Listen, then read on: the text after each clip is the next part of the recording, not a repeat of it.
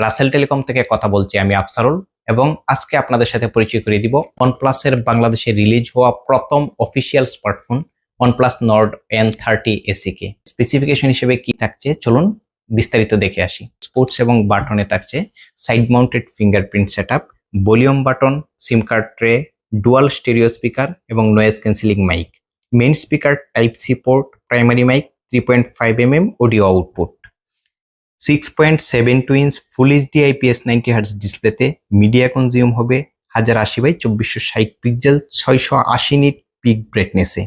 Better পারফরমেন্সের জন্য থাকছে অ্যান্ড্রয়েড 13 এর সাথে অক্সিজেন 13.1 এবং মিডিয়াটেক ডায়মন্ডসিটির 6020 5G পাওয়ারফুল SoC।